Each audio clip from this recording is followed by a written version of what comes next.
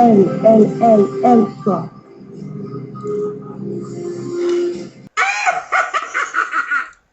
Oui, bonsoir à tous, bienvenue dans L-Sport. Nous sommes le 31 octobre, c'est le jour des morts, c'est le jour d'Halloween. Mais ce soir, nous, on a un petit peu peur, donc on est en famille, on est entre nous, on se coucoune entre nous. Donc voilà, on est tous en famille, avec, comme d'habitude, vous les connaissez maintenant, vous avez l'habitude. Donc notre ami Chris, le seul homme avec moi de l'émission. Bonsoir mon petit Chris et le Belge. Bonsoir, je salue aussi Chris qui est là en off, puisque ce soir ce sera la parité dans l'émission, pas à l'antenne, mais dans l'équipe. Bonsoir, voilà, merci soir, de ton invitation. On a décidé qu'on avait tellement peur qu'on faisait la parité, donc on prend 3 mecs, 3 filles. Voilà, moi je suis tout à fait d'accord. Bonsoir à Chris et merci pour ce qu'il nous fait en off. Et bien sûr, on a 2 jolies demoiselles que vous connaissez maintenant par cœur. Notre duo infernal, nos petites princesses de l'émission, nos femmes fatales, tout ce que vous voulez, enfin, les princesses Amélie et Émilie. Bonsoir les filles. Bonsoir. Bonsoir Amélie, bonsoir Émilie, comment tu vas? Alors, Émilie, un tout petit souci, mais elle était avec nous il y a 2 secondes, on se moquait un petit peu en off, on se détendait donc quand elle était là, donc il n'y a pas de souci, elle va être attendue 2 secondes. Bon, ce soir, comme je vous l'ai dit, on est en famille. Ce soir, on va pas parler foot, on va pas parler handball, on va pas parler basket. On va effectivement passer sur une autre surface qu'on connaît pas trop encore dans les sports, que vous avez pu découvrir il y a quelques semaines par une interview, par la toute première interview d'El-Sport. C'était un petit peu taper l'incruste sur les tatamis, je l'avoue. Et ce soir, on reçoit la princesse des tatamis, le petit ange en off, mais le petit diablotin des tatamis, oui, j'ose le dire, le petit diable des tatamis. Mademoiselle Priscilla Prixou-Nieto. Bonsoir ma petite Prixie, comment tu vas ce soir? Bonsoir, je vais très bien, merci. Écoute, très bien, c'est une bonne nouvelle, parce qu'effectivement, on sait que physiquement, c'est pas trop la forme en ce moment, mais tu vas bien, moi j'en suis content. T'as eu des petits bonbons, tu t'es déguisé, t'as fait quoi de beau ce soir pour nous? Non, rien, je suis avec vous, donc j'ai déguisé des copains, des copines, mais moi non. Non, écoute, t'as raison, franchement. Après, les filles auraient eu peur. Moi, le premier, je suis un peu heureux. Moi, j'aurais eu peur.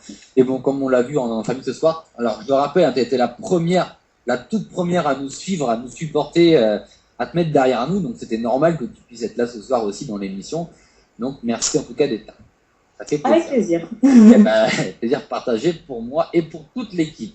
Alors, je le rappelle tout de suite. Vous pouvez nous suivre au jour le jour. Vous pouvez suivre à la fois Émilie, Chris, moi et aussi Priscilla, tous les jours sur Facebook ou sur Twitter. Donc sur Facebook sur L-Sport et sur Twitter sur L-Sport. Donc on est tout le temps là. Ce soir, on va faire une grande première, c'est qu'on va se faire un petit chat tranquillou après l'émission, donc tous ensemble sur Life in Sport, un nouveau site qu'on a envie d'un petit peu médiatiser aussi, qui est super sympa. Ce soir, on se fait un petit chat après si vous voulez, donc rejoignez-nous sur Life in Sport. Voilà, donc ce soir, écoute, Priscille, tu connais un petit peu l'émission, tu la suis régulièrement. On va pas t'apprendre ce qu'on fait, c'est une autre personne. Ouais. Tu connais bien maintenant. Même si t'es pas venu, tu connais l'émission. Voilà, il faut le dire, il faut l'avouer. Donc tu sais, t'es la princesse du soir, t'es la petite reine du soir, à la fois sur les tatamis et maintenant dans le sport aussi. C'est ton émission, c'est aussi à toi. Donc 2 débats ce soir. Le premier, tu vas le choisir, t'as l'habitude. Le premier, c'est 2 débats au choix. Le premier, on va rentrer direct dans le vif du sujet, parce que nous, ce soir, on peut parler judo, on peut parler de femmes, on peut parler de sport. Donc, on va pas se le cacher. Le premier, c'est, alors, t'es prête, t'es sûre, t'es prête, tu veux noter, tout va bien? Oui, c'est parti. C'est parti. Le premier, c'est variation de poids liée aux compétitions. Est-ce facile à gérer au quotidien sans en faire une obsession pour une femme? Le second débat au choix, c'est la mixité des compétitions et des entraînements, aujourd'hui au judo, favorise-t-elle la médiatisation et l'optimisation des performances des femmes dans la discipline du judo? Je choisis le sujet numéro 1. Donc, on va parler de poids, décidément, c'est vraiment à ma part. Alors, une femme qui parle poids, c'est un jour d'exception. 31 octobre, c'est une fois dans le calendrier. Et je voudrais féliciter aussi Thomas, parce que Thomas, on avait fait un petit pari et j'étais persuadé qu'elle choisirait le deuxième et toi la première. Donc, bravo, tu as gagné. Je me tairai ce soir, donc. Non, mais effectivement, il faut le dire à nos auditeurs, on avait fait les paris avec Chris hier, et il m'avait dit, jamais une femme n'acceptera de parler de choses liées au poids. Je suis un affreux machiste. Priscilla, elle n'est pas comme tout le monde. Priscilla, elle a effectivement les choses qui dérangent, et elle va parler de poids. Il m'a pas cru, j'ai gagné, tu vois. Donc ce soir, variation de poids liée aux compétitions, est-ce facile à gérer au quotidien, sans en faire une obsession pour une femme? vaste débat, hein, Priscilla. Donc toi, au judo, t'es souvent confronté justement au poids, donc aux catégories de poids. C'est dur à gérer pour toi ou c'est une chose qui est normale, qui est simple, qui est évidente? Dis-nous tout un petit peu. Ben, c'est une chose évidente déjà parce que c'est mon sport, donc je suis obligée. Après, c'est quelque chose de difficile pour moi, surtout quand on n'a pas beaucoup de matière grasse à perdre. Mais sinon, à force d'habitude, ça devient, enfin, c'est habituel en fait. On se pose plus trop de questions, on le fait parce qu'il faut le faire, quoi. D'accord, donc tu le fais par obligation. Et c'est vrai effectivement que là, tu le dis, hein, toi c'est une habitude. Donc on le sait, au judo, il y a plusieurs catégories qui sont liées au poids. On commence des poids les plus légers aux poids donc les plus extrêmes, j'ai envie de dire. On va pas citer forcément de catégorie, mais tu le sais, toi tu es un petit peu en plein milieu des deux. Plutôt vers le bas, hein. Plutôt vers le bas. Plutôt vers le bas. Vers le bas. Le milieu bas, hein, le milieu bas pour Priscille, hein, on va être honnête.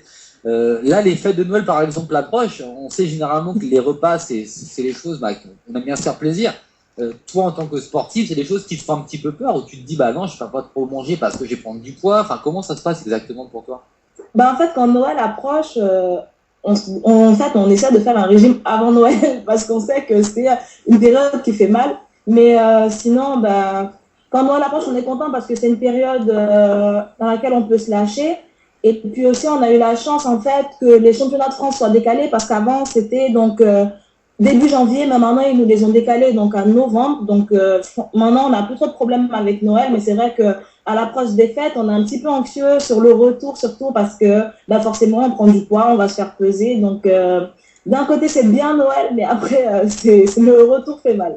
C'est un exemple, effectivement, hein, comme tous nos auditeurs ont bien compris, mais c'est vrai que c'est un peu compliqué. Alors, je vais effectivement faire un tour de table, parce qu'on a quand même des sportifs autour de nous, on a des gens qui sont habitués au sport.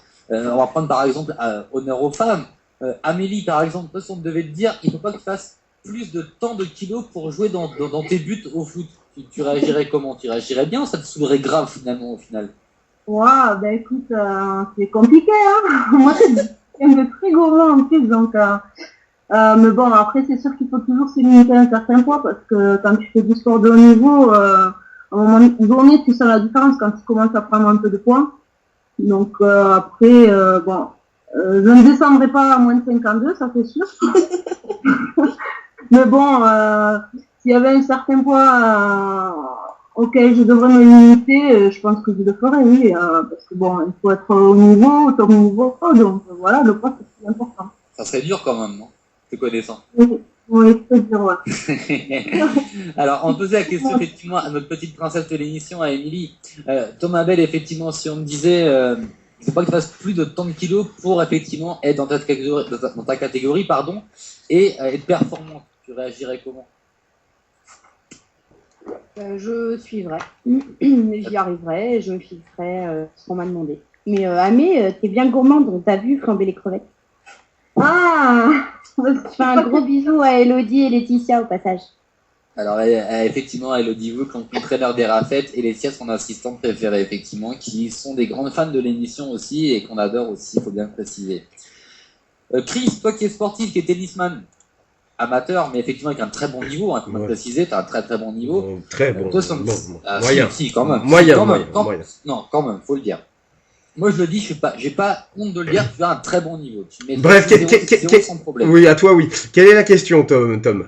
La question, c'est est-ce que ça te gênerait d'avoir une limite de poids à ne pas dépasser? Je ne pense pas, mais vraiment, ce qui est passionnant aujourd'hui, c'est qu'on reçoit forcément une judokate qui a donné, je pense, vraiment beaucoup de couleurs et beaucoup de joie de vivre au judo et même au-delà. Je pense qu'aussi au niveau, il y a des symboles féminins. Alors ça va peut-être la gonfler, mais un symbole d'ouverture. Moi, j'ai trouvé que son comportement était tout simplement exemplaire, donc je suis très très fier de l'avoir comme invité. Mais c'est très particulier le judo. On en a beaucoup parlé, forcément, c'était très médiatisé pendant les JO parce que c'est la France qui a obtenu, je pense, le plus de médailles dans la discipline. En tout cas, était un des 2 pays à obtenir le plus de médailles. Et c'est aussi la discipline des arts martiaux où c'est une obsession. C'est-à-dire que c'est difficile pour nous qui faisons du football, du tennis, du handball, etc., de comprendre ça. Et d'ailleurs, football, handball, je pense, c'est des sports qui parlent aussi à notre invité du soir. Mais c'est difficile pour nous de connaître cette ambition-là, parce que c'est une véritable obsession pour ces athlètes-là, et je pense que c'est aussi lié par rapport à eux, à leur prochain objectif. Alors ça cible évidemment les championnats d'Europe, on cible les championnats du monde, et bien sûr les Jeux Olympiques, et je pense que c'est par rapport à ça qu'ils essaient d'avoir un planning, à la fin du mois, j'essaie d'avoir autant de kilos à la fin de ce mois-là. Parfois les judokas, même dans des compétitions, ici on l'a pas dit, mais moins de 52 kilos, c'est la deuxième, chez les élites, c'est la deuxième catégorie la plus faible en termes de poids, donc sur 8 ou 9 je pense. Donc malgré tout, même dans des disciplines où on doit avoir peu de kilos, il y a des périodes où on doit prendre du muscle, on doit prendre des kilos, donc c'est vraiment quelque chose d'extrême. Et moi je pense, et c'est vraiment l'interpellation que je voulais faire à l'invité du soir, est-ce que c'est pas vraiment obsessionnel, tous les matins on se met pas sur la balance? Et moi, c'est ça que je pense qu'il doit peser peut-être au bout du compte. Et c'est pour ça, d'ailleurs, les judokas font en général des carrières très courtes par rapport à d'autres sportifs. Bien sûr, il y a aussi les blessures, etc. Alors, la question était pour Priscilla. Est-ce que Ah, c'était oui. pas obsessionnel, pardon, Priscilla Bah. était occupée, pardon, excuse-nous. Non, mais je l'ai fini. Est-ce que c'était pas obsessionnel pour toi, ce problème de poids, justement? Ben, c'est vrai que ça devient obsessionnel quand on approche justement une compétition. Et puis c'est vrai que moi, dans mon cas, c'est différent parce que j'aime pas me peser tous les jours. Je me pèse en général à 3 semaines de la compétition, mais c'est vrai qu'il y en a qui se pèsent tout le temps, après chaque entraînement, le matin. Mais en fait, c'est surtout au niveau des repas. En fait, à chaque repas, on se dit, bon, faut pas que je mange trop, ou sinon, bon, si j'ai mangé tel truc, faut que je compense à côté par ça. Enfin, c'est vrai que dans la vie de tous les jours, on se pose beaucoup de questions quand on fait des sorties, quand on est avec des amis, quand on a un repas en famille, enfin, dès qu'on a un truc lié au poids, dès qu'on a de la nourriture, de la boisson, quoi, on se pose tout de suite des questions. Donc forcément, c'est vrai qu'on y pense tout le temps, en fait. Pardon Priscilla, mais on sait qu'il y a beaucoup de femmes et de demoiselles qui nous écoutent, et je pense que c'est une question très concrète que j'ai envie de te poser.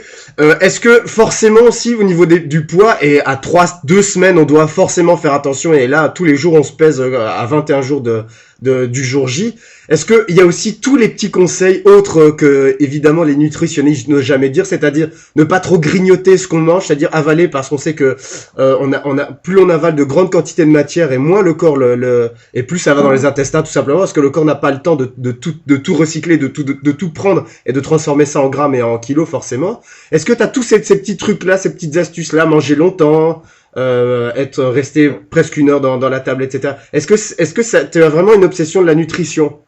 Quelle est l'importance de la nutrition pour toi? Moi, ce genre de choses, c'est plutôt sur le long terme, mais arriver à 2-3 semaines de la compétition, franchement, je fais pas gaffe à ces petits détails parce que c'est plutôt des régimes yo-yo qu'on fait en général parce qu'on a tant de poids à perdre sur telle durée et après la compétition, forcément, on se lâche sur la bouffe, donc on remonte. Mais c'est vrai que quand on essaie d'avoir une hygiène alimentaire assez correcte, oui, on a ces petits conseils justement des nutritionnistes qui nous indiquent qu'il faut manger justement lentement, qu'il faut boire beaucoup d'eau, tout ça. Mais c'est surtout sur l'après-régime qu'on les écoute parce que justement, vu qu'on a fait un régime justement sur l'eau, sur un court terme, en fait, c'est surtout l'après, ne pas trop manger, ne pas se jeter sur les trucs gras parce que c'est les moments où on stocke le plus. Mais en plein régime, à 21 jours, on ne fait pas trop gaffe à ces petits détails. C'est perdre son poids pour arriver au poids, point barre. Et est-ce qu'on n'a pas peur, enfin moi, pardon de monopoliser la parole, mais est-ce qu'on n'a pas peur, moi, parce qu'il y a souvent des judokas, moi j'ai souvent une judoka belge, Ilse Eilen, que tu dois connaître un petit peu. Oui. Et qui disait aussi, malgré tout, il y a un petit côté anxiogène, bon, ça la paralysait pas, mais on y pense quand même, on se dit, et si il y a un accident, et si j'ai un souci, et si j'arrive pas à voir et si ça passe pas le jour J et que je suis trop au-dessus, on sait que ça peut être la carrière, oui. L'ambition d'une carrière. Est-ce qu'il y a pas un peu de panique par rapport à ça et de stress? Si, il y a beaucoup de panique parce que c'est vrai que ça arrive en fait qu'il y ait des judokas qui se présentent à la pesée, qui ont 100 grammes de trop et qui disent directement donc sont disqualifiés. C'est vrai qu'il y a beaucoup. Moi personnellement, je suis beaucoup obsédée par ça. J'ai vraiment peur d'arriver un jour sur une compétition et de ne pas faire le poids parce que je pense que je m'en voudrais toute ma vie, surtout si c'est un grand championnat. Et puis, ouais, c'est vrai qu'on a beaucoup cette appréhension. Ouais, faut le dire, hein, c'est parce que j'ai le souvenir que beaucoup de judokas et beaucoup de judokates le disent. C'est vraiment la chose qui les stresse le plus. faut vous imaginer la situation. Vous êtes aux Jeux Olympiques, où vous êtes un ou une des meilleures du monde et vous avez 100 grammes en trop. Je pense que là, enfin, si j'oserais un peu d'humour, faut préparer la corde et la chaise dans le grenier, quoi. Hein, parce que... Ah oui, là c'est clair. Mais en général, sur ce genre d'événements, ça n'arrive pas. C'est surtout sur les petits tournois. Mais après, ceux à qui ça arrive, je pense qu'ils s'en mordent vraiment les doigts. Justement, je voulais rebondir un peu sur les Jeux Olympiques. Toi, Priscille, donc on te connaît tous, mais t'es très jeune malgré tout. T'es un petit baby encore au niveau du judo, et t'as fait tes premiers JO donc cet été. Est-ce que t'as eu de la flip à un moment, justement, la peur de te dire, si je fais pas le poids, jamais je pourrais y aller? Ben déjà oui, même avant. Ben en fait parce que justement avant les Jeux, j'étais blessée donc j'avais toujours ce problème à l'épaule, donc je pouvais pas faire de judo, je m'entraînais pas. Et puis je me disais mais comment je vais faire pour faire le poids si je m'entraîne pas, à part recourir tous les jours, ce qui était un peu fatigant. Mais ouais, c'est vrai que je me posais la question, mais pour moi je préparais ces Jeux depuis longtemps, donc c'était inconcevable que j'arrive pas au poids, donc j'avais pas trop cette appréhension. Après ouais, ça faisait vraiment longtemps que je le préparais, que j'ai préparé ma descente au poids, qu'on y a travaillé avec les entraîneurs, diététiciens, nutritionnistes, donc je savais que j'allais arriver au poids, mais c'était surtout dans quelles conditions j'allais arriver au poids quoi après. D'accord. Alors, il y a Amé qui avait une question à te poser, parce qu'Amé suit beaucoup le judo, les sportifs, effectivement, en règle générale. Elle avait un truc à te demander. Alors oui, Priscilla, je voulais savoir justement, au niveau, tu disais tout à l'heure que c'était un peu le yo-yo avant les compètes, tu perdais juste avant la compète. Et justement, est-ce que ton corps réagit bien à ce yo-yo? Je pense que pour l'instant, je peux le faire encore. Mon corps, il réagit assez bien, mais pas tout le temps bien parce que je pense que justement, à force de faire le yo-yo, ça a provoqué pas mal de blessures. Donc, c'est pour ça que maintenant, j'ai essayé de me stabiliser justement à un poids de forme correct pour éviter justement ça parce que je pense que ça m'affaiblit pas mal de fois et puis je pense que ça a beaucoup causé de blessures. Donc, c'est pas très top.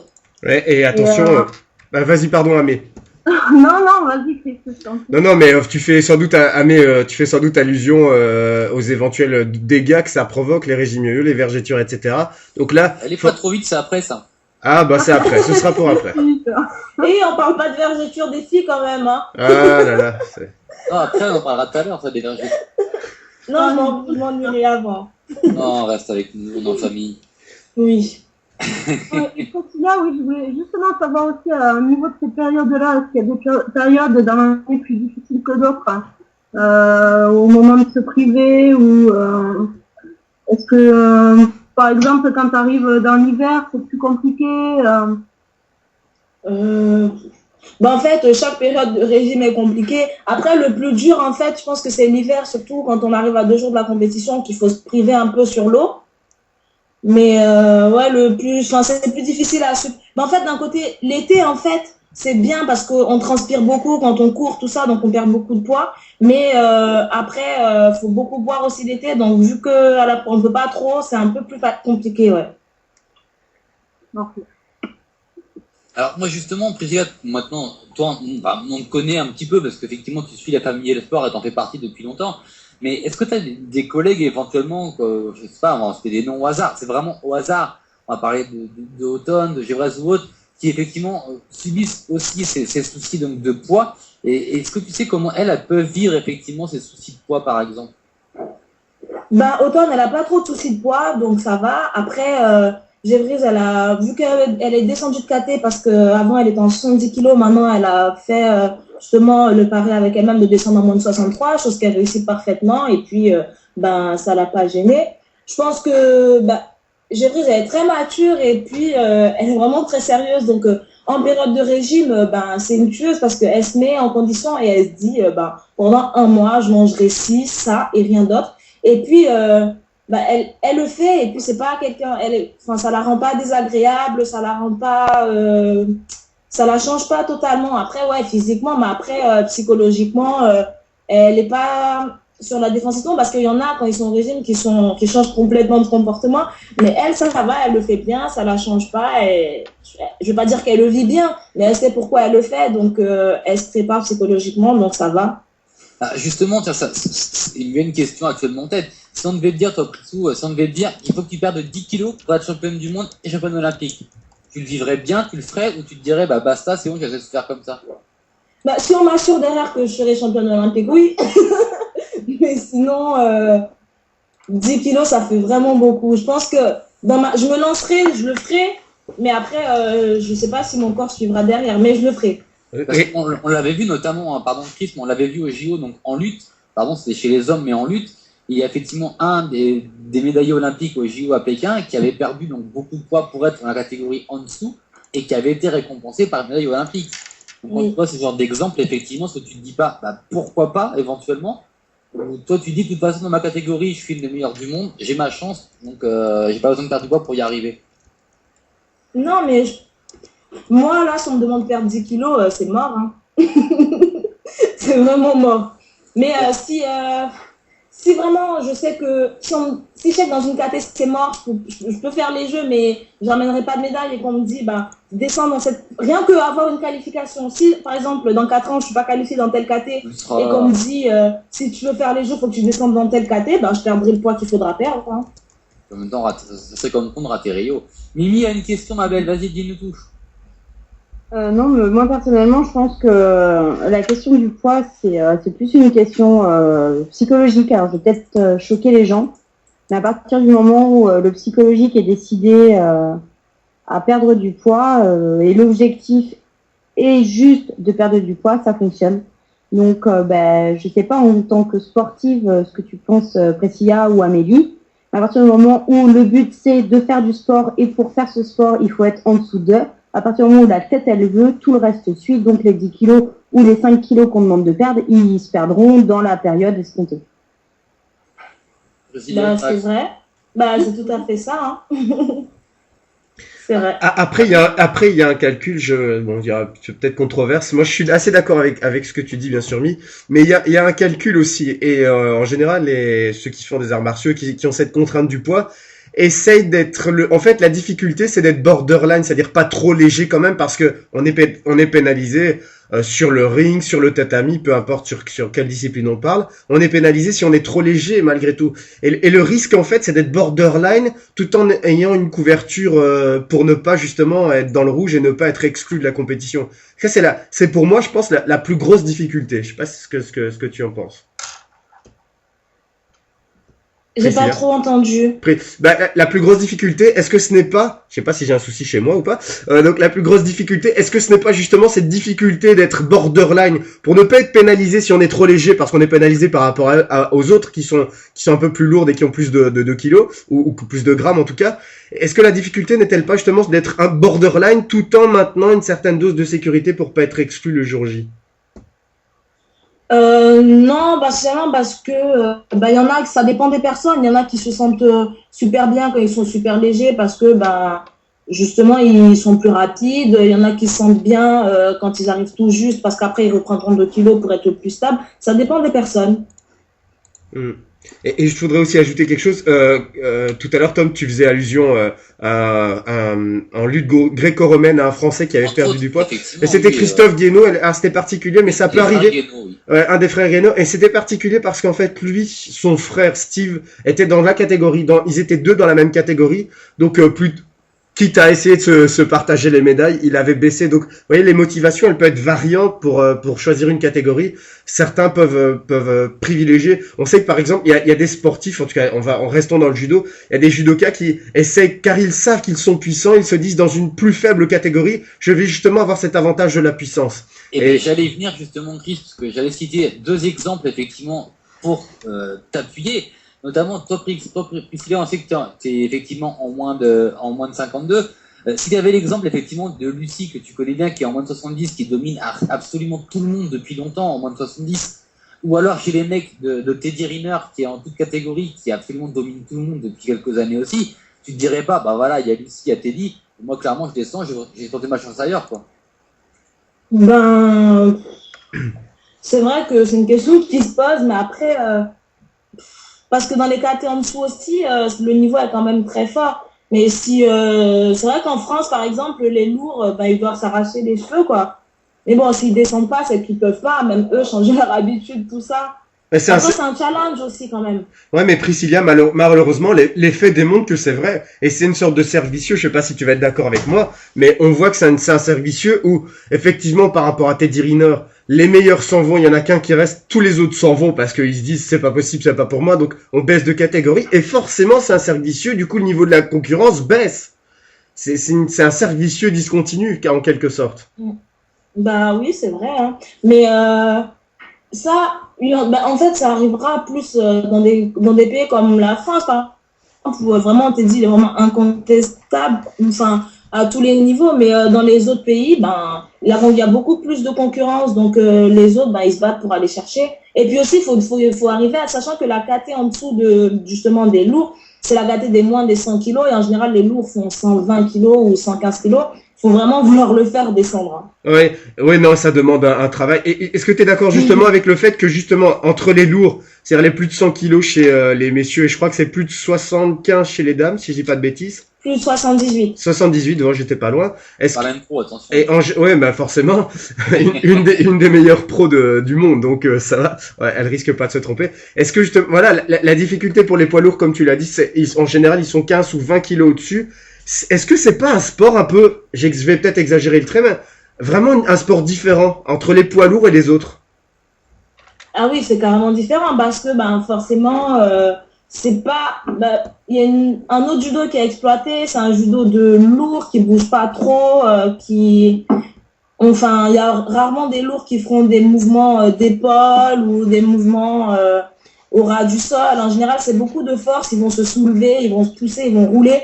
En fait, les lourds, en général, quand ils tombent, alors que chez les légers, et par exemple, un, il va faire une action, l'autre, il va se rattraper comme un chat, ou sinon faire des galipettes. Et ben chez les lourds, on le voit pas, quoi. Et justement, la donc, force c'est deux mondes différents. Ouais, c'est vrai.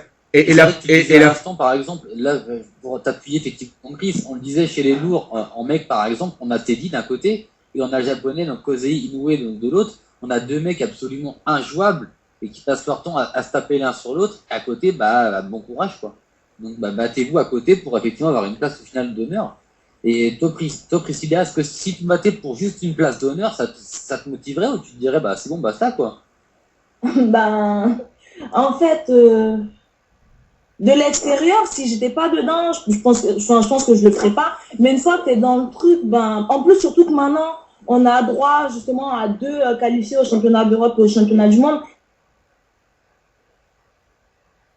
Pour justement vouloir chercher la place d'honneur. Mais c'est vrai que moi, ça me saoulerait de me battre pour juste être numéro 2 derrière lui, derrière Teddy ou qui que ce soit d'ailleurs. Ou Lucie en 70, par exemple. Ou Lucie en 70, c'est clair. D'ailleurs, on a pu voir que la médaille de bronze, ça n'avait pas été toi qui l'avait fêté la plus follement, on va dire ça comme ça. C'est-à-dire. Il y a une petite déception. Mais il y avait une petite déception, et moi je trouve c'est les plus grands qui réagissent comme ça, qui disent mais moi j'étais venu pour être numéro 1, je suis pas numéro 1. Voilà, je sauve quelque part, c'est pas la catastrophe complète parce que je sauve un peu quand même, je prends une médaille, mais j'ai la déception. Et moi je trouve que justement ce naturel que tu as, ça te permet de dire ça. Certains pourraient dire que c'est de l'arrogance. Moi justement je trouve que c'est de l'humilité. La fausse modestie et la langue de bois, c'est une façon un peu de se cacher. Toi, tu affiches clairement tes ambitions. Tu as dit, moi, mon objectif, j'étais venu pour ça. Alors, certes, je réalise quelque chose de très bien, mais moi, je voulais quelque chose d'extraordinaire. Donc, il y avait une sorte de petite, oui, on l'a senti. Enfin, pardon, si on s'est trompé, tu nous le dis ce soir. Moi, j'ai senti une petite déception par rapport à ça, quand même. Oui, c'est vrai que moi, dans ma tête, je savais très bien que je pouvais accrocher une médaille, même si de l'extérieur, c'était pas trop le ressenti, mais je savais que je pouvais le faire parce que les filles qui étaient là, on s'était déjà prises en compétition. Et puis, en fait, ce qui m'a beaucoup frustrée, ça a été la manière dont j'ai perdu en quart de finale. En fait, c'est ce qui m'a laissé un petit goût amer, donc un peu de regret sur ça. Mais derrière, le fait que j'ai réussi justement à accrocher une médaille, moi, j'étais super heureuse. C'était au moins une concrétisation. Je sais pas, je repartais avec une médaille, je repartais pas les mains vides parce que c'est un événement qui arrive tous les 4 ans, donc je me satisfaisais de ça, mais quand même des regrets à côté. Et justement, c'est le moment de faire un petit tour de table. Là, clairement, on va poser la question tout de suite. Quand tu fais partie des meilleurs de ta discipline au niveau monde, on va poser la question tout de suite à Amélie. Une 3e place, c'est cool, ou effectivement, pour un truc avec tous les 4 ans, tu vises mieux et t'es un petit peu déçu au final? Tu travailles quand même pour la médaille d'or, donc après, c'est sûr qu'une médaille c'est toujours bien, mais t'es toujours déçu forcément parce que t'as pas été la meilleure. Ça se comprend. Mais bon, déjà, la médaille, au final, ça, c'est super bien. D'accord. Mais je vais poser justement la question aussi à Émilie. Toi, Mimi, justement, si on te dit dans ta catégorie, dans ton sport, tu es l'une des meilleures du monde, tu vas au JO, tu vises le titre, clairement, et tu fais 3. Pour la première fois de participer, tu te dis c'est cool, j'ai fait 3, j'ai une médaille, je pars pas les mains vides. Tu te dis bah c'est cool, mais j'aurais préféré faire premier, quoi. Bah, je me dis c'est cool et je ferai mieux la prochaine fois. D'accord, donc toi tu restes dans l'expectative où tu te dis bon bah c'est déjà au moins ça de gagner, il y en a plein qui ne l'ont pas eu, mais avec un peu de bol, dans 4 ans je l'aurai, quoi. C'est ça. Bah écoute, c'est tout à fait valable. Moi je suis tout à fait d'accord. Donc en gros, Priscilla, ce que tu nous dis là, si on comprend, si on est entre les lignes, c'est rendez-vous dans 4 ans finalement. Bah oui, hein. J'espère. Et dans 4 ans, vous me verrez à 17 ou 18 heures sur France 2 et j'aurai ma médaille. J'espère. Bah, déjà, faut tout recommencer et puis il faut y aller, hein, déjà. Tu vas y aller, doute pas. Ah, J'espère. justement, ça met fin un petit peu à notre premier débat et sans transition, on va continuer un petit peu à parler donc, de ces problèmes de poids, parler un petit peu des femmes, du physique. On va passer tout de suite au débat numéro 2 du soir, qui va vous rappeler un petit peu le débat numéro 1, mais c'est volontaire. Justement, c'est l'investissement physique dont on parlait juste il y a quelques secondes. C'est cool, mais quand on est une femme, on peut aller jusqu'où et jusqu'à quand? Nous, Sport pose un peu la question, jusqu'où on peut aller dans les efforts physiques, dans les efforts de poids pour y arriver. Toi, Priscilla, jusqu'où tu serais prête à aller pour effectivement avoir un titre, avoir une médaille d'or au JO, au championnat du monde ou autre? C'est-à-dire à l'âge En termes de perte de poids, en termes d'âge, en termes de ce que tu veux, vas-y. En termes de poids pour commencer, allons-y. En termes de poids, bah déjà, par exemple, je vais essayer de me fixer donc cette année de me maintenir dans ma KT pour justement repartir à Rio dans cette KT, chose qui ne sera pas spécialement évidente. Voilà, parce qu'il y en a plein qui me conseillent de monter pour moi, je serais bien, patati patata, mais avec mes objectifs que je me fixe, voilà, j'ai envie de rester dans cette KT, ce sera difficile, mais voilà. Après, niveau d'âge, ben déjà, je me fixe Rio comme objectif. Après, si ça fonctionne très bien, continuer 2 ans après. Je ne vois pas continuer à ce rythme-là jusqu'à 30 ans ou un peu plus de 30 ans. Je me donne au maximum 28, 29 ans parce que après, ça demande des charges trop lourdes en fait d'entraînement et puis je pense que ce serait trop épuisant à cet âge-là. Aussi finalement un sacrifice familial qui est important aussi. Aussi, ben oui, parce que moi j'ai envie de faire des bébés, hein. Il n'y a pas de souci, on prend rendez-vous, il n'y a pas de problème. T'inquiète pas. Amélie, toi par exemple, si on te posait la question jusqu'où tu serais prête à aller donc pour avoir une médaille, pour avoir un titre, pour avoir une sélection d'équipe de France, pour avoir quelque chose, tu serais prête à aller jusqu'où? En termes de poids, de catégorie ou autre? Ouah, ben je sais pas moi, en termes de poids, tu me demandes de perdre 10 kilos et si tu es dans l'équipe de France, je sais même pas si je le ferai. Pour information, maintenant tu as quand même un profil, tu as quand même rencontré Bruno Bini ce week-end, donc tu as une petite chance supplémentaire. Oui, bon, ça reste Bruno Bini, hein. Et maintenant, je sais pas, les objectifs, c'est sûr que si tu me dis que je peux faire genre la Coupe du Monde avec l'équipe de France et qu'il faut que je perde 10 kilos, je pense que je le ferai parce que au final, c'est des expériences uniques et puis dans la carrière d'un sportif, c'est super quoi. Donc des sacrifices comme ça, on peut les faire. D'accord. Donc, et en plus, c'est court, hein. Une grade de sportif, on le dit Ouais. pas assez, mais c'est très court. D'autant plus chez les femmes que chez les hommes, puisqu'après, il y a la ligue familiale qui s'instaure et autres. Émilie, par exemple, toi, jusqu'où tu serais prête à aller en termes de poids pour commencer, pour réussir une grande carrière? Bah, jusqu'au bout, hein. C'est-à-dire? Ben, on me demande de perdre 10 kilos, je perds 10 kilos. Si c'est pour concrétiser mon rêve et mes attentes, je pense que bah, je rejoindrai Amé. C'est quand même des super expériences. Donc, coûte que coûte, tous, on y va, quoi. D'accord, donc toi, les personnes qui seraient pas prêtes à faire des sacrifices éventuellement de poids importants pour réussir, tu peux comprendre ou c'est un peu dur à comprendre quand même? Non, mais clairement, à partir du moment où on fait un sport, je pense clairement, après avoir reçu des sportifs de haut niveau, comme Priscilla qu'on a ce soir, comme Céline qu'on a reçue, et j'en passe et des meilleures, vu toutes celles qui sont venues nous voir et on les remercie encore. C'est une vocation, le sport. Enfin, on fait ça parce qu'on aime ça. On fait ça parce que c'est une passion. Et je pense que peu importe ce qu'on demande, à partir du moment où on a l'envie et l'ambition, ça suit. Donc, il faut suivre. Eh ben, écoute, moi, je suis tout à fait d'accord avec toi. Je trouve que effectivement, c'est très très bien ce que tu viens de dire, très très beau. Chris, par exemple, toi, si on me disait, allez, demain tu perds 15 kilos, tu fais l'US Open ou tu fais, ah non, l'US Open t'es belge, pardon, Roland Garros. Tu serais ok ou pas? Ouais, je préfère l'US Open. Non, mais c'est pas ça qu'il faut lui dire. Si demain tu veux aller à l'US Open, tu manges plus de frites, tu fais quoi? Et plus de bière aussi. Si c'est demain, je mangerai pas de frites avant minuit, donc ça va, ça ira. Non, pas demain. Après-demain, voilà. Non, mais évidemment, la réponse d'Émilie, ce sera facile, la JV. Mais c'est assez compliqué parce que, en fait, c'est pas tout à fait comparable. Parce qu'au tennis, on ne peut pas être trop mince au tennis. On a besoin de beaucoup de force, beaucoup d'énergie. Et c'est marrant, ça me fait penser un peu à l'interview qu'il y a eu, une interview similaire entre Tia Lebout, dont l'une des meilleures amies est Kim Clijsters. Donc Kim Clijsters, championne de tennis, Tia Lebout, médaillée, donc championne olympique du saut en hauteur. Et elle disait, mais c'est dingue, c'est totalement dingue. Les régimes alimentaires qu'on a sont complètement différents. Parce que les attentes sont complètement différentes. Et elle disait, Tia Lebout, elle compte quasiment au gramme presque qu'elle mange. Parce qu'elle est vraiment dans une nutrition, dans une obsession de la nutrition. Alors que Kim, bon, évidemment, c'est une joueuse qui avait, que sa condition physique était exemplaire, bien sûr. Mais bon, elle disait, moi, je fais pas trop attention à ce que je mange en général.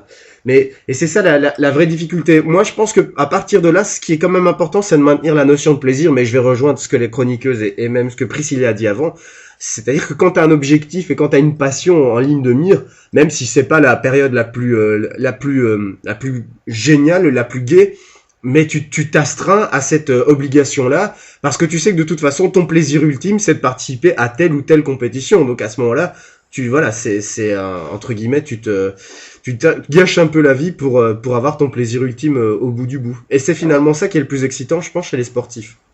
Justement, moi j'aimerais rebondir un peu sur ce que tu dis, parce que ces derniers jours, il y a quand même une sportive qui est un petit peu sortie du silence, qui a décidé un peu de raconter son histoire. C'est Elisabeth Groussel, qui a été effectivement championne de France du 800 mètres, notamment ces dernières années. Donc c'est très récent, hein. Ça date pas d'il y a 20 ans, ça date d'il y a 5, 6, 7 ans maximum. Et effectivement, elle déclarait que pendant ses 15 ans de carrière, elle avait frôlé l'anorexie, et même souffert d'anorexie, et même de boulimie parfois, pendant très longtemps, et qu'elle avait écarté cette maladie. Est-ce que ce genre de maladie, alors attention, là je rentre direct dans le sujet, Priscilla, est-ce que tu connais des personnes qui éventuellement qui pourraient souffrir d'anorexie mais qui le cachent pour réussir un petit peu leur carrière? Oui, ça arrivait déjà dans le judo, ça arrivait qu'il y ait eu des cas d'anorexie et des filles qui le cachaient, mais après, c'est pas trop fréquent. Nous, on a plutôt des cas de boulimie. C'est vrai? Oui. C'est vrai, on fait une obsession, donc forcément, après les régimes, on a une phase où on a envie de manger tout ce qui passe sous nos yeux. Donc, ouais, ça devient de la boulimie. On peut manger sans se rendre compte sans se rendre compte, on peut tout finir, finir tout ce qui se trouve devant nous. Mais de l'anorexie, il y en a, mais c'est vrai, il y en a pas beaucoup. C'est pas fréquent au judo. Et en même temps, c'est la 3e fois que tu le dis ce soir, Priscilla, cette difficulté-là. C'est marrant, je le note, c'est la 3e fois que tu en parles. C'est après les compétitions, on prend du poids, on mange beaucoup. Et surtout qu'on sait que le corps, quand le corps est dans une période un peu d'abstinence et c'est pas le terme que je recherche, mais quand le corps est un peu à jeun en termes de nourriture, etc. C'est-à-dire que quand le corps n'est pas très bien nourri, il y a une période après où dès qu'on ingurgite la moindre chose, tout est repris comme composante et comme constituant pour le corps. Donc il y a rien qui va dans les intestins concrètement. Donc on prend du poids beaucoup plus rapidement par après. Et ça c'est quelque chose qui t'a vraiment marqué parce que c'est la 3e fois que tu le dis ce soir. Parce que c'est justement la période sur laquelle insistent le plus les diètes et les entraîneurs. Donc forcément, au bout d'un moment, on le retient. D'accord, leçon numéro 1, je retiens donc je suis en train de l'écrire pour faire du judo, leçon numéro 1. Ne pas se gaver après les régimes. Non, mais justement, effectivement, moi, pourquoi j'en parle? Parce que là, au niveau du judo, les choses ont été mises en place ces dernières années pour effectivement prévoir un petit peu donc, ces problèmes d'alimentation et d'hydratation au niveau des sportives. Et je pense que déjà tu les connais bien, hein, puisque maintenant les certificats médicaux sont mis en place par la Fédération française de judo, pour effectivement qu'on mette en place une certaine politique de prévention au niveau de l'alimentation et d'hydratation. Est-ce que tu peux nous en parler un petit peu plus ou pas du tout? Alors, de l'eau. Bon, en parlant d'eau, justement, ils nous obligent à boire beaucoup dans la journée, boire jusqu'à 2 à 3 litres d'eau. Mais c'est pour l'eau, c'est pas trop un problème pour nous parce qu'à l'entraînement, on boit vraiment beaucoup, beaucoup.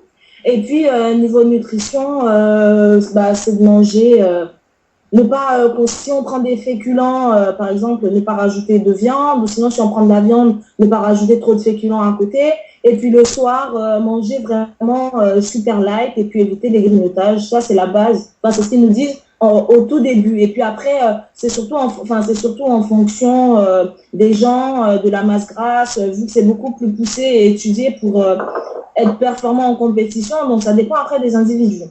D'accord. Alors justement, donc là, vous, on vous impose un peu des régimes quelque part pour effectivement réussir dans vos performances. Pardon de t'interrompre Thomas, mais c'est important de le dire. L'eau, c'est surtout pour un bien-être du corps. Hein. C'est parce que la peau respire. Oui. Et donc on perd, les sportifs perdent beaucoup de transpiration, donc la peau expire l'eau du corps tout simplement, parce qu'on sait pourquoi, c'est parce que le corps humain gère lui-même sa température corporelle. Quand on fait du sport, forcément on augmente sa température corporelle, donc le corps, pour se protéger de ça, étant donné que la peau elle est pas opaque, hein, le corps fait transpirer, fait perdre l'eau qu'on a dans le corps pour refroidir la peau tout simplement, et c'est pour ça qu'on perd de l'eau. Et c'est très mauvais évidemment si on perd de l'eau pour un sportif, ça accroît le nombre de blessures. Donc c'est vraiment je pense que c'est pas que nutritionnel l'importance de l'eau, c'est important de le dire aussi, hein, Priscilla. Ouais, tout à fait, en effet. Ouais. Alors justement, toi Amélie qui est effectivement dans l'élite du football effectivement français, toi si on peut t'imposer un régime spécifique, si Hello demain te disait tu manges ça à tous les repas pour être performante, tu lui dirais quoi clairement? Je trouve ça tout à fait normal. Après. Ah, tu le fais déjà? Ah non. Après, c'est sûr que c'est compliqué parce que là, c'est pas les compètes, c'est plus le week-end. Donc, si elle me met un régime toute la saison, je sais pas comment l'accepter, quoi. Je sais pas si un régime où manger de la salade toute la journée, tous les soirs, ça dépend. En fait, ça dépend. Ça dépend comment c'est amené, en fait, quelque part. Ouais, voilà. D'accord. Alors, toi, Chris, si on devait te dire, il faut que tu manges tel plat, il faut t'arrêter les frites pour réussir, tu serais OK ou ce serait difficile quand même d'arrêter les frites? Ah non, Ah, c'est à Chris que tu parlais? Ah, c'est à Chris, mais Priscilla, c'est quoi? Ah, mais vas-y, non, Priscilla, je pense ta réponse sera plus Non, c'est parce que j'ai envie d'écouter ta réponse, voilà, je prends note aussi. Vas-y, vas-y, je t'en prie, s'il te plaît, fais-moi ce plaisir. Priscilla mange beaucoup de frites, hein, pour les internationaux. Comment faire pour ne pas manger des frites, Pri? Dis-nous tout. Non, ça va.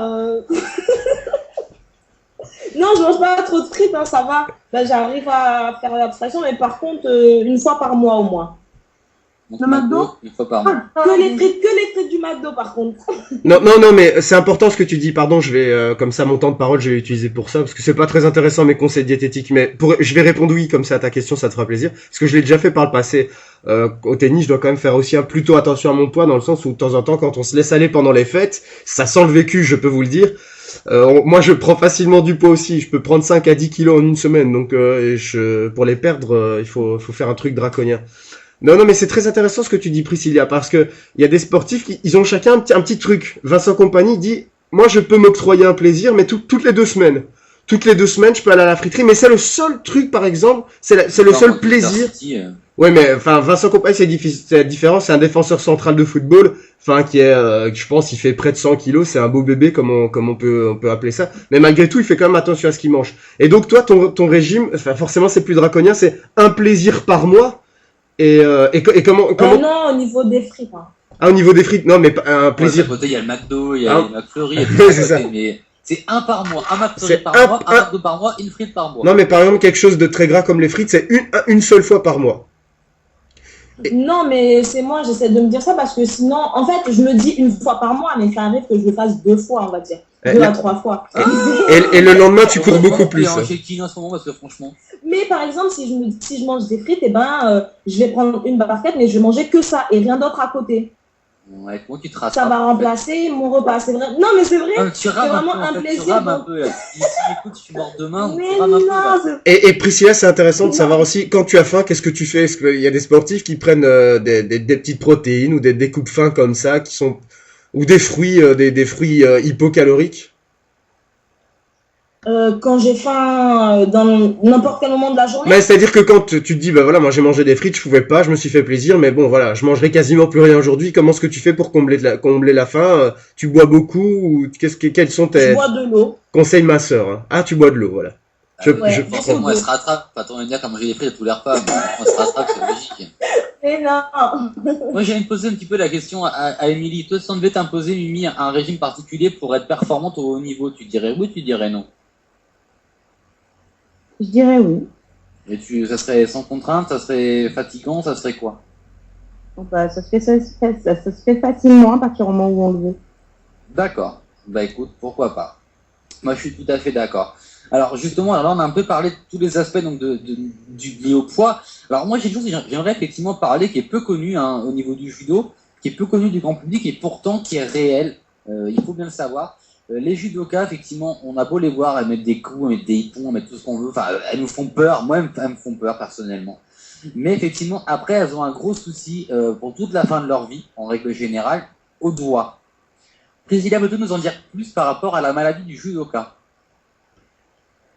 Maladie du judoka. Ben, c'est vrai qu'on a souvent des douleurs au doigt et puis de plus en plus en vieillissant, ben, je sais que les filles plus âgées que nous se plaignent beaucoup, beaucoup des doigts parce que on travaille beaucoup le grappling, c'est-à-dire que ce soit les montées de corde, que ce soit justement l'accroche du kimono et puis on se tord vachement les doigts. Quand par exemple on tient le kimono, on fait souvent lâcher, les adversaires font lâcher, dès qu'on est une main dessus, on tape, donc soit on a un doigt qui sort, on a un ongle qui saute, donc à force d'épuisement, ben on a beaucoup de crampes, on a les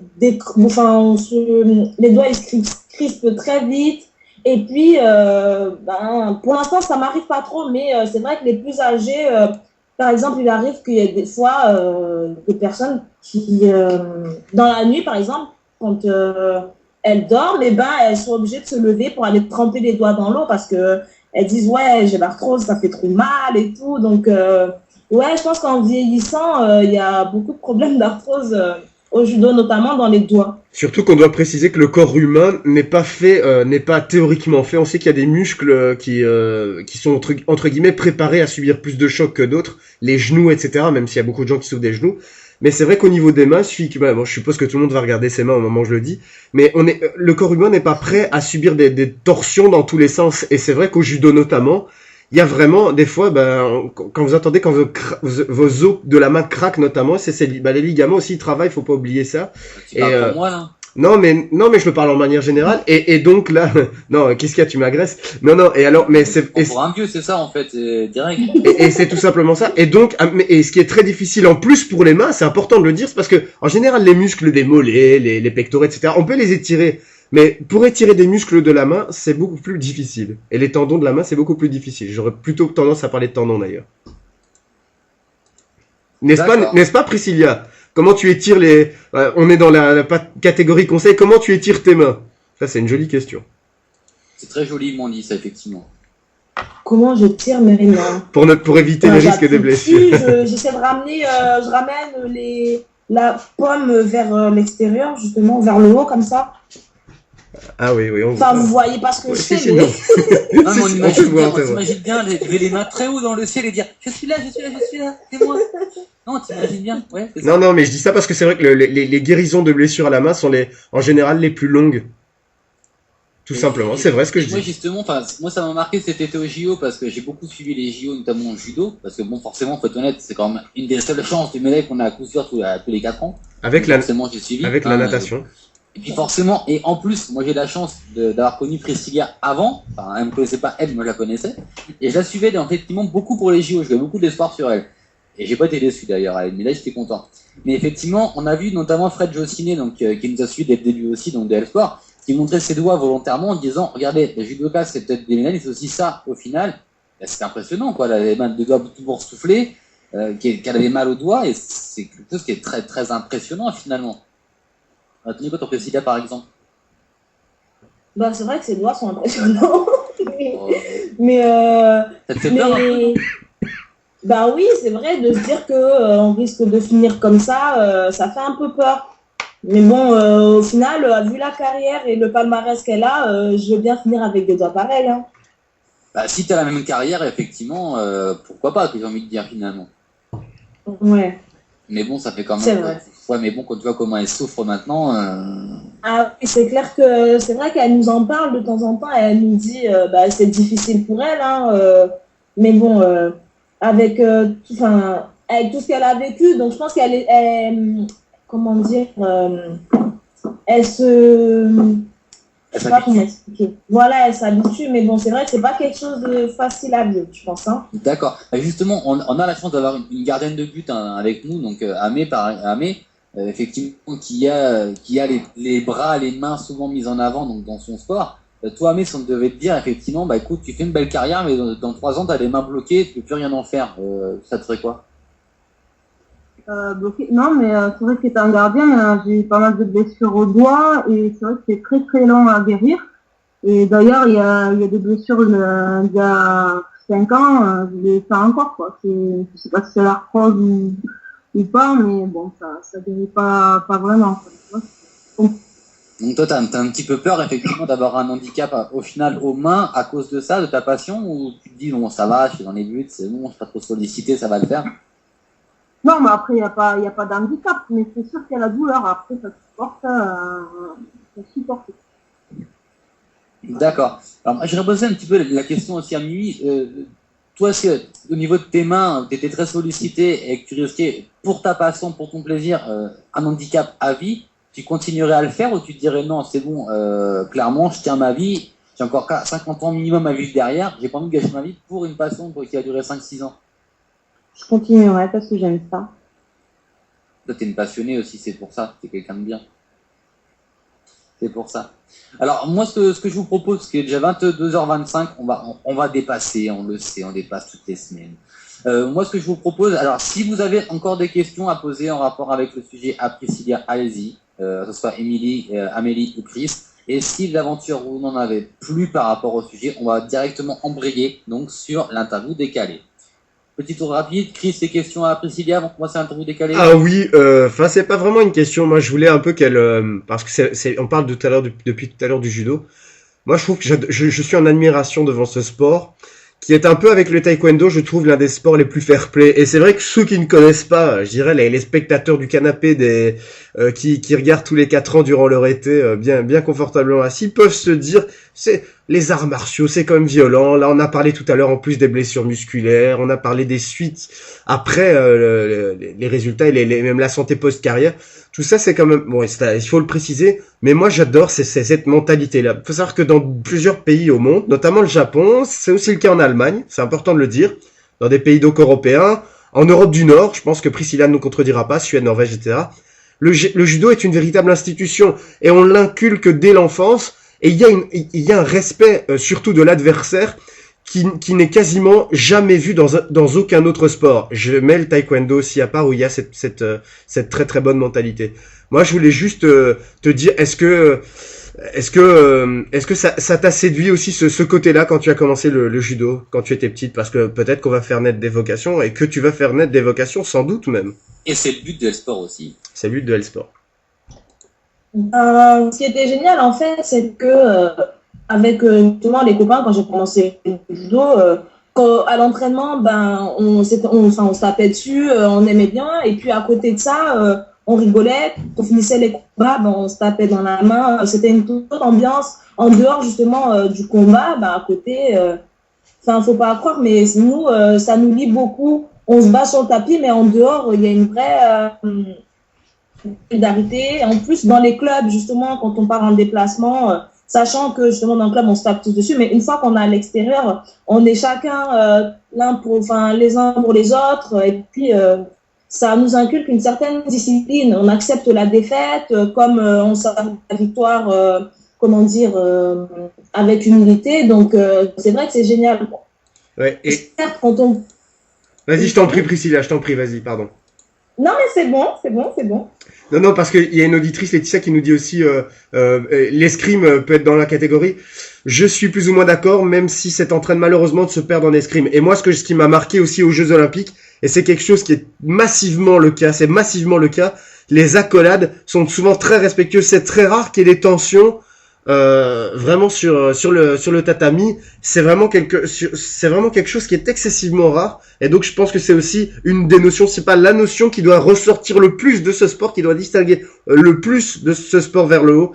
Et donc je pensais que c'était intéressant de te rendre hommage et rendre hommage à ce sport-là. Et puis je disais quelque chose d'intéressant, ce sera ma dernière intervention, avant évidemment de pronostiquer médiocrement tout à l'heure, ce que je fais bien. Non, et avant il y a l'interview décalée. Ah oui, mais je ne parlerai pas, moi j'écoute les réponses.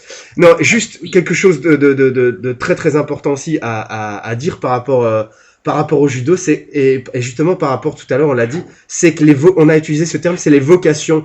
Et on le voit à chaque période aux Jeux Olympiques, il y a toujours, à la rentrée de mois de septembre et même au mois d'août, il y a un pic au niveau des jeunes qui s'inscrivent dans des clubs tous les ans, à chaque fois qu'il y a des grands événements. Et donc là, je dois juste vous dire bravo parce que vos performances permettent justement au sport d'avoir justement ces périodes où elles sont très médiatisées, où c'est très très mérité, et où beaucoup de jeunes vous faites naître véritablement des vocations. Et ce que je dis, c'est pas un sentiment, c'est prouvé statistiquement dans les clubs de. Tu mets la pression là. Non, donc félicitations. Mais non. Non, mais c'est vrai, Chris, t'as raison sur ce point. C'est que généralement, ces médailles, ces performances suscitent beaucoup de vocations, et on l'a vu dernièrement, notamment à la perche. Donc on soit à la perche avec Renaud Lavinelli, donc qui a fait une performance absolument incroyable et qui a suscité beaucoup de vocations. Est-ce qu'on aura beaucoup de perchistes dans 10 ans? C'est pas sûr. En tout cas, on en a beaucoup pour l'instant. Mais en tout cas, le but, il y en a beaucoup qui s'inscrivent grâce des jeunes, etc., qui s'inscrivent. Mais la vocation, ce qu'elle a surtout de formidable, c'est qu'elle fait naître, sans qu'on le sache, bien sûr, elle fait naître de nouveaux champions. Il y a tous à un moment donné, quand on a commencé, ça arrive que ce soit pas le cas, mais quand on commence un sport, c'est souvent une personne qui nous incite à faire commencer ce sport. Et pourquoi en général, il y a des sports qui sont un peu, par exemple le handball. Pourquoi le handball est essentiellement français? Parce que beaucoup de champions actuels ont commencé le handball par vocation, suite à la réussite d'autres Français. Donc ça attire vraiment les gens par le haut. Et moi, je parlais tout à l'heure du judo. Il y a d'autres sports, des arts martiaux et des présidents de clubs, donc d'associations, notamment de taekwondo, etc., qui disaient que le pourcentage d'augmentation dans ces périodes-là était de 25 à 30% supérieur à la moyenne. C'est quand même immense. C'est quand même un jeune sur 4 en plus que d'habitude dans ces périodes-là. Donc c'est quand même très important. Il y a aussi 2 très belles médaillées aussi en taekwondo. Parfaitement. Parfaitement. Il y a des clubs de taekwondo qui nous ont aussi dit qui ont dit en tout cas que qui ont eu des pics à 40% d'augmentation d'inscription. Tout à fait. C'est très important. Amélie, une dernière question rapport avec le débat pour Priscilla. Pourquoi c'est un interview décalé? Non, on peut passer à l'interview décalée. D'accord, Mimi. Idem. Interview décalée. Donc c'est l'heure de l'interview décalée. La parole aux princesses, la parole à Amélie, donc le duo infernal, qui vont ici te cuire à la moulinette. C'est leur boulot, elles adorent ça, et moi je kiffe. À vous les filles. Non, on va être gentils. Ah, ça y est, c'est la famille, vous êtes sympa. D'accord, Ouais, allez-y. Alors, Priscilla, tout d'abord, on va commencer par des questions des éditeurs. Alors, on a Cyril qui voudrait savoir comment s'est passée ton opération pour ton épaule et quand est-ce que tu reprendras? L'opération s'est très bien passée. Ça a été très douloureux au réveil, mais après deux semaines après, je vais très bien. Et puis là, j'en ai pour 2 à 3 mois de rééducation. Donc, je pense 2 mois de rééducation et puis la reprise du judo dans 3 mois. Après, en fonction de l'allure à laquelle ça ira, je pourrai reprendre la compétition, mais pas avant 3 mois. Et nous, on était là, on rappelle, on était là juste après au réveil. T'étais un peu dans le coltard quand même. Un peu beaucoup, ouais. Et je rappelle, on t'envoyait des messages et tu répondais pas à ce moment-là. Je sais pas pourquoi. Je sais pas. Question suivante, Émilie. Oui, Priscilla. Alors, moi, ma question, c'est tu es plutôt handball ou plutôt football? Wow, alors là, je suis plutôt... J'aime bien les deux, hein. Parce que j'ai fait du hand, moi aussi. Mais je veux dire que je suis plutôt football. Et je pense que Émilie, elle fait aussi référence peut-être à certaines filiations. Ah bah, évidemment. Évidemment. Tu es obligé de choisir, Priscilla. Voilà, du football, hein. Ah bah voilà. Ah bah c'est bien, elle a choisi. Je pensais qu'elle avait voté au tout. J'ai choisi. Voilà, les absents toujours tort. Il offre des gros bisous Pas au du passage. Notamment avec... Oui, notamment avec. Kylian, notamment avec. Chelsea et l'OM. Voilà, très bien, merci. Voilà, parfait, très bien. Donc, tu es fan de Didier Drogba, on a compris. Eh ben oui. C'est ça que ça voulait dire. Pour les novices, c'est ça que ça voulait dire. Merci, Priscilla. Décidément, tu rentres vraiment dans la famille. Notre question Oui, alors, Stephen, en temps normal, combien de temps tu t'entraînes par jour? En temps normal, par jour, je m'entraîne on va dire, de 4 à 5 heures. De 4 à 5 heures. De 16h à 17h ou de 4 à 5h Non, 4 heures d'entraînement. à 5 heures d'entraînement. Voilà. Ça aurait pu de 16h à 17h. 16h à 17h. Ouais, tu penses qu'elle s'entraînerait de 4 à 5 heures du mat, Tom, tous les jours? Ça suffirait pas, je pense. Ça aurait pu de 16h à 17h, on ne sait pas. Voilà. Après un petit goûter. Et... Voilà, Ouais. direct. Un petit kit de surprise et direct à l'entraînement. C'est ça. Allez, une autre question. Priscilla, tu es plutôt France ou plutôt Corse? Plutôt Corse. Ah bah bravo, terroriste. Eh, on dit pas ça, c'est n'importe quoi. Tu redis ça, je te balance une bombe. Ok. Non, on remarquera, n'empêche, mais d'ailleurs, Émilie me repose la question que Priscilla n'affilie pas la Corse à la France. Voilà, on remarquera ça simplement. J'ai pas dit ça. T'aurais pu très bien dire la Corse, c'est la France. Non, t'as dit la Corse. Pardon Thomas de la défendre, mais en Corse, il y a beaucoup de gens qui... je sais pas si elle le pense, mais en tout cas, il y a beaucoup de gens qui pensent comme ça, Thomas. Ah, moi, je ne sais pas, je parle à Priscilla, pas à la Corse. Je ne sais pas. En cas, très belle question. Très bien vu, Émilie, c'était une très belle question. J'aime beaucoup. Amélie, une autre question. Bon là, c'est moi qui voudrais savoir justement quel est ton point fort en tant que judokate? Mon point fort. Je dirais que je ne lâche rien. Quand j'ai envie de quelque chose, et ben, je vais jusqu'au bout. Et puis aussi, tactiquement, en judo, je dirais ce qui m'aide beaucoup, c'est le fait que je suis ambidextre. Ça veut dire que j'attaque aussi bien à gauche qu'à droite. Ok. Et ton coach, Voilà. Priscilla, ton coach a été... il a dit que ton point fort, c'est justement tu pouvais attaquer de tous les côtés. C'était vraiment ton point fort, tu étais très complète. Tu n'avais pas vraiment de défauts, tu n'avais pas de gros points faibles.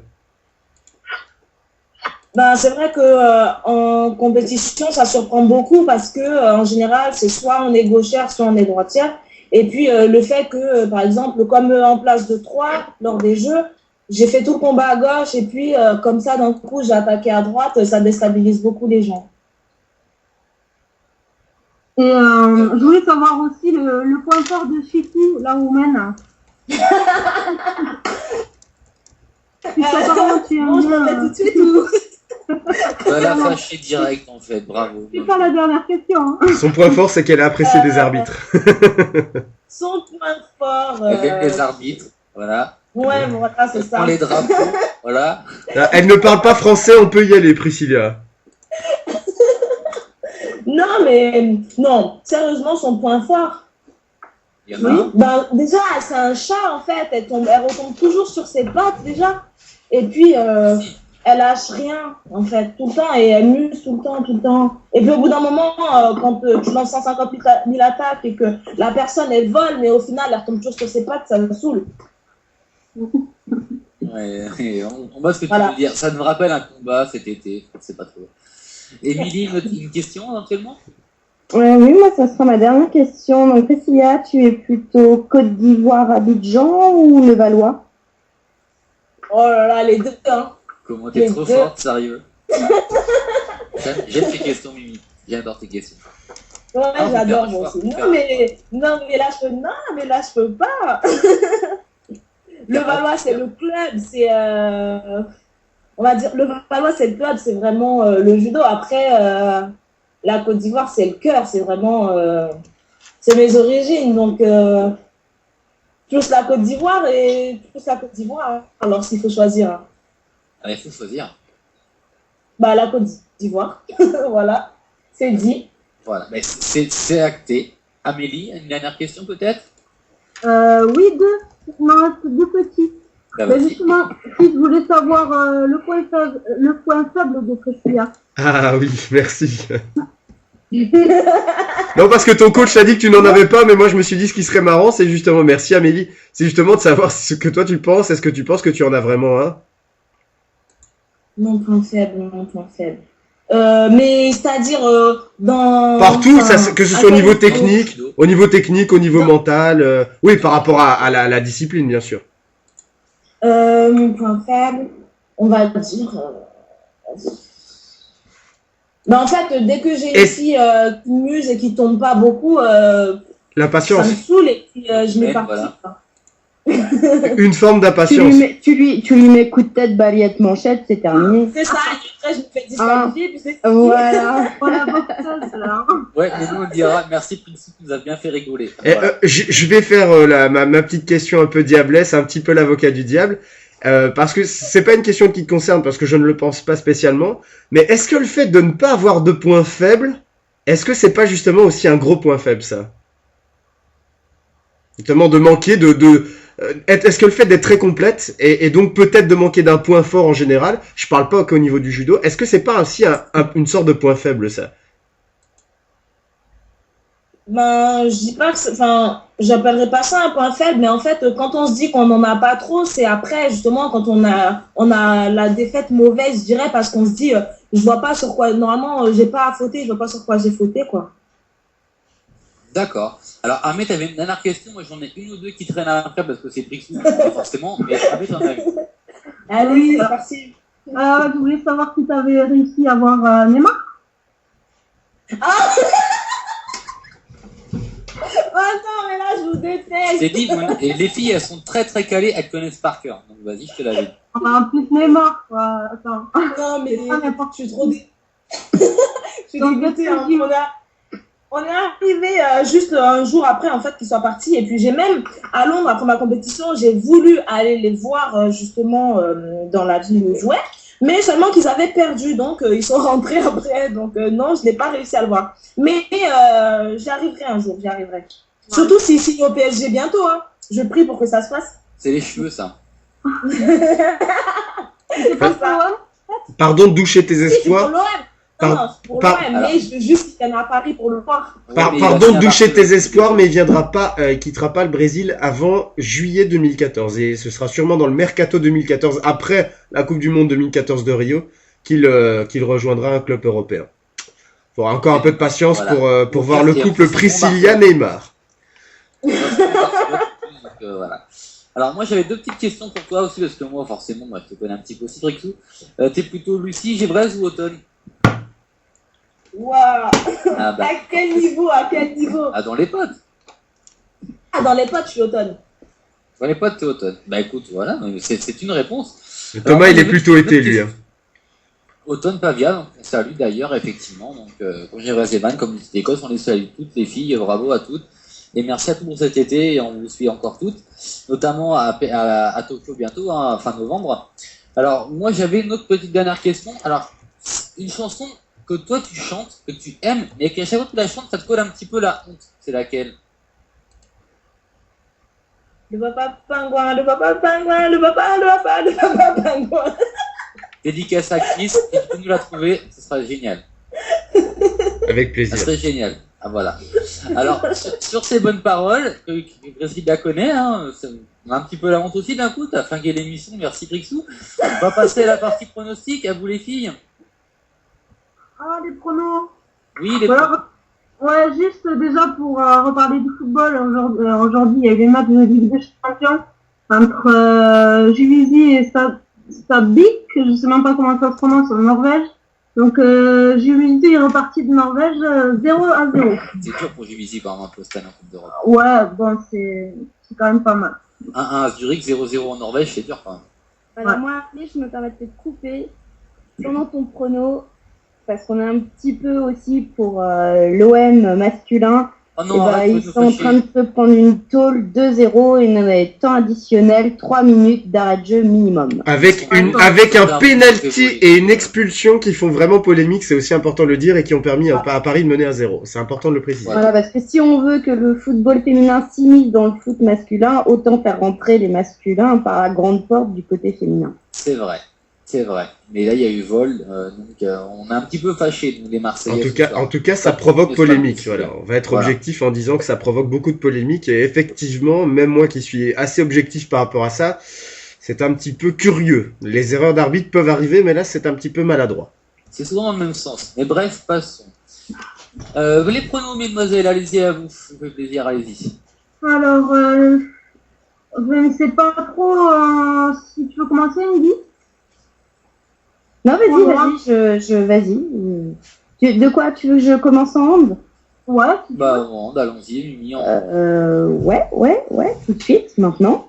Nina, on va penser à toi. Metz-Besançon qui se joue le 3 à 20h, donc allez-y, à vos pronoms.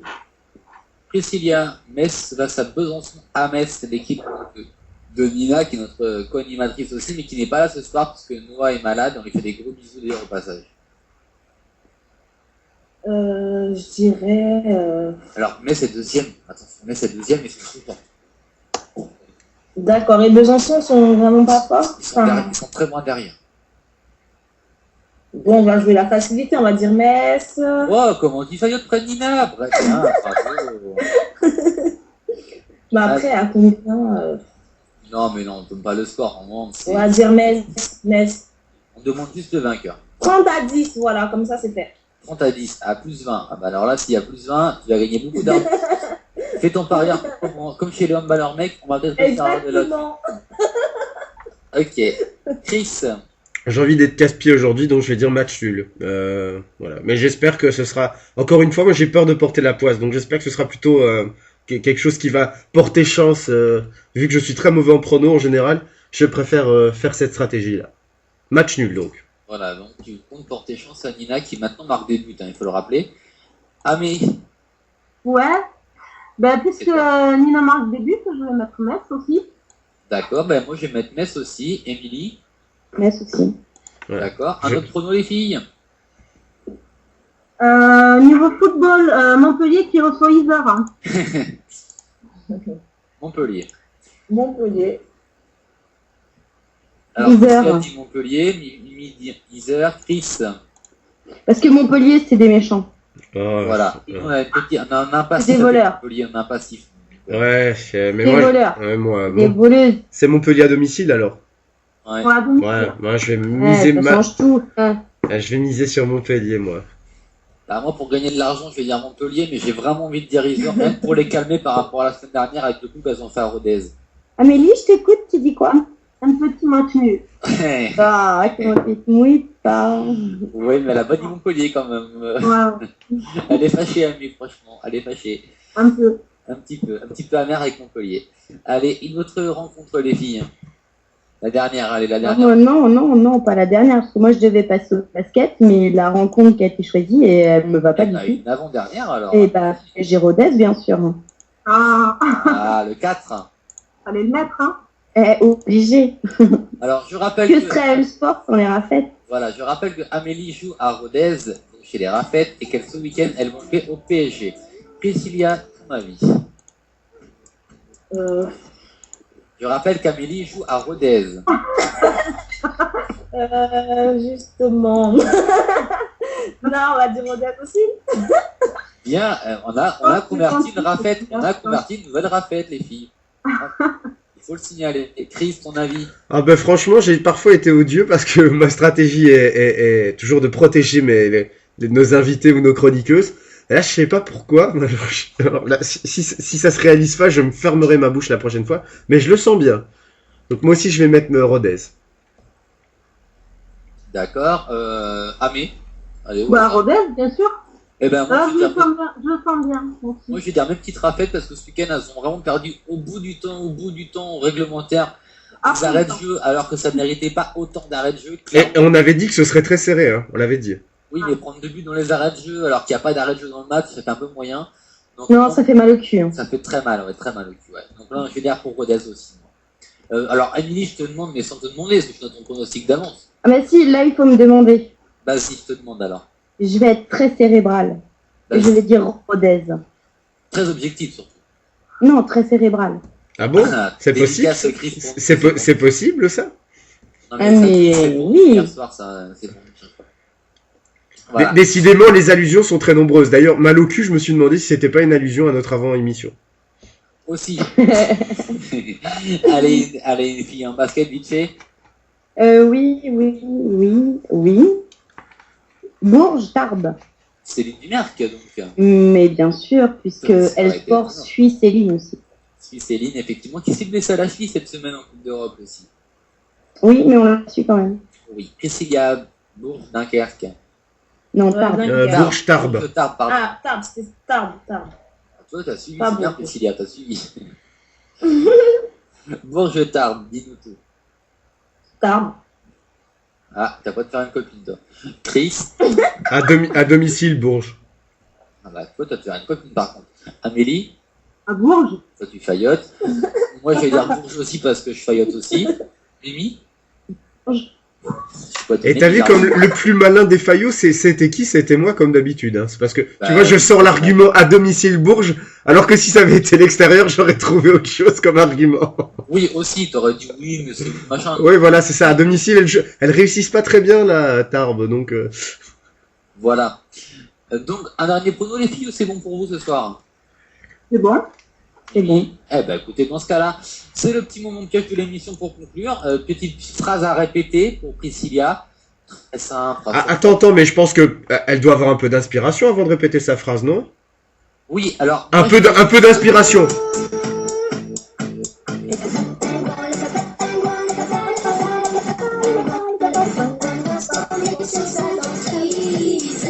Voilà. Voilà, un peu d'inspiration. Alors, Et ben Priscilla, je crois que j'ai là pour la motrice, juste pour te faire plaisir. voilà, Ah, exactement. Voilà, pour Namae. Alors, juste avant la petite phrase, Priscilla, est-ce que tu aurais un mot, toi, à dire à nos auditeurs pour les motiver à faire du judo?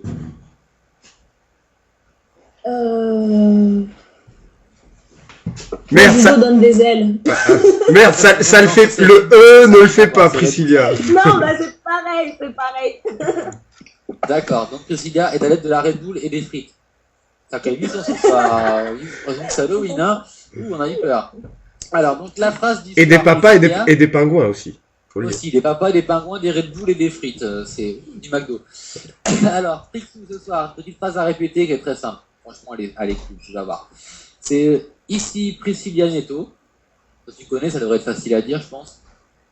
Ici, Priscilla Nieto. Ah, mais attends, faut dire tout d'un coup, c'est ça qui est le plus dur en fait. Du qu'à moitié là. J'écoute L-Sport sur RTS Radio. C'est tout? C'est tout. Oh, bah ça va. Bah, fais-la, on va voir après. Allez, c'est parti.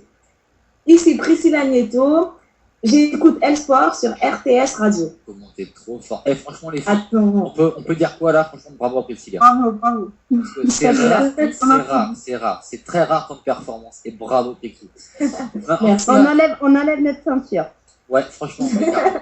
Donc, en tout cas, bah, écoutez, c'est la fin de l'émission et j'aimerais vraiment remercier tout le monde. On peut remercier Mimi, remercier Amir, remercier Chris. On va faire un gros bisou à Chris qui est en off, un très gros bisou donc aussi à Nina qui n'était pas là ce soir. Un gros bisou à nos auditeurs, remercier très vivement nos partenaires, le.net et Pape de Sport. Le chat, ça se poursuit après sur Live Sport pour la première fois ce soir, on va tenter l'expérience. Prixou, ben, on te fait des gros bisous, écoute. Maintenant, tu es dans la famille, tu viens quand tu veux. D'accord. C'est chez toi, hein. Bah, écoute, tu étais déjà chez toi avant, tu l'es encore plus maintenant. Nous, on se donne rendez-vous la semaine prochaine, les chers auditeurs. Un petit mot, chers amis, pour Priscilla avant qu'on libère l'antenne. Chris? Ah, oui, un petit mot. En fait, il y a 5 lettres dans ce mot-là. Alors, je vais te les mettre. Les lettres, pardon. Bah, en fait, la première, c'est un M, la deuxième, c'est un E, la troisième, c'est un R, la quatrième, c'est un C, et la dernière, c'est un I. Voilà. Un grand merci, quoi. Non, Bah, enfin, de rien. un grand merci pour un petit mot, en effet. Voilà. Ah, mais un petit mot pour Prixou avant qu'elle nous lâche. Comme Chris, merci à Priscilla et bonne continuation pour la suite. Et j'espère qu'on te verra arriver. D'accord. Mimi, un petit mot? Ben, moi, pareil, je me faufile entre les lettres de Chris pour te souhaiter que le meilleur. Merci beaucoup. Eh ben, écoutez, moi c'est pareil, je te remercie énormément. Tu as toujours été là pour nous, tu seras toujours. On te fait des très très gros bisous. Tu es une partenaire privilégiée pour nous, tu es quelqu'un d'exceptionnel et on t'aime beaucoup et on te suit beaucoup. On espère pouvoir bientôt sur ta vie. Donc voilà, on fait des très très très gros bisous. Chers auditeurs, eh bien, écoutez, nous on donne rendez-vous à la semaine prochaine pour une très très très grosse surprise dans El Sport la semaine prochaine. On pense très très fort à vous, on vous aime très fort. Et moi je pense qu'on peut finir l'émission en musique. Si Chris est d'accord, on peut finir l'émission en musique. Ah mais bien sûr, juste avant de finir en musique, et je te recéderai le témoin après, les prochaines émissions, parce que j'y tiens quand même, et je salue aussi. Oui, beaucoup. Bah oui, demain je vous retrouverai avec Mathieu, c'est surtout Mathieu qui vous retrouvera avec ses chroniqueurs dont moi, on reviendra sur la page Formule 1. Bonne nouvelle pour Petit Cocorico aujourd'hui, Toro Rosso qui a reconduit Jean-Éric Vergne et Daniel Ricciardo pour la saison 2013. Très, une très bonne nouvelle. On aura l'occasion de revenir donc sur cette saison de Formule 1 et sur Sébastien Vettel bien parti pour être une troisième fois d'affilée champion du monde. Bien parti. Ah oui, plus que bien parti, mais on ne sait jamais, tout peut arriver, la fiabilité moteur. On reviendra aussi sur le titre de Jorge Lorenzo en MotoGP et on parlera d'Yvan Muller, de Sébastien Loeb, un programme très riche demain dans le Motor Show, toute l'actu des sports mécaniques à 21h avec Mathieu. Puis vendredi, il y aura aussi un peu de L-Sport vendredi soir à l'antenne. Oui, un petit rappel de sport dans vos pronos comme tous les vendredis soirs. Mais parfaitement, je te laissais la transition, mais parfaitement, et on aura l'occasion donc vendredi. Il y aura un peu de L-Sport. Il y aura même, je peux même vous faire une grosse confidence, il y aura même beaucoup de L-Sport, Thomas. Parce qu'on a un invité, on a THE invité, cette semaine, c'est la semaine des THE invités, j'ai envie de dire. C'est la semaine des femmes, j'ai envie de dire. En effet, parce sur la semaine, effectivement, d'Octobre Rose avec beaucoup de femmes sur la station, et moi j'aime beaucoup. Totalement, on reviendra sur parce qu'on aura une large page vendredi dans L-Sport, lapsus, révélateur presque, à vos pronos, on reviendra évidemment sur les Masters de tennis WTA et la victoire de Serena Williams, avec une chroniqueuse et une consultante de choix, Émilie Loy, sera notre experte vendredi soir, et avec elle on reviendra bien sûr sur les Masters, et on reparlera aussi forcément de l'actualité du tennis masculin, avec les autres Masters, les messieurs cette fois-ci, et la lutte à 3, puisque Nadal est blessé, entre Federer, Djokovic et Andy Murray. Et je peux vous confirmer que Joe Wilfried Tsonga sera au Masters, ça date d'aujourd'hui. Il profite entre guillemets du malheur de Richard Gasquet qui est éliminé à la course aux 8 meilleurs joueurs du monde. Écoutez, et Thomas, c'est effectivement, mais maintenant on peut conclure en musique pour terminer l'émission. Bonne soirée à tout le monde. Bonne soirée à toutes. Bonne soirée à tous, on part sur une musique.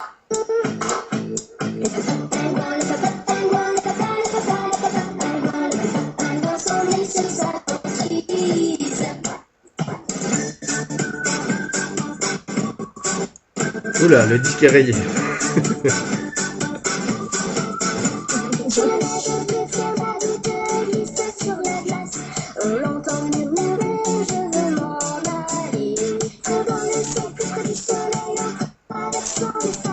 J'ai les ailes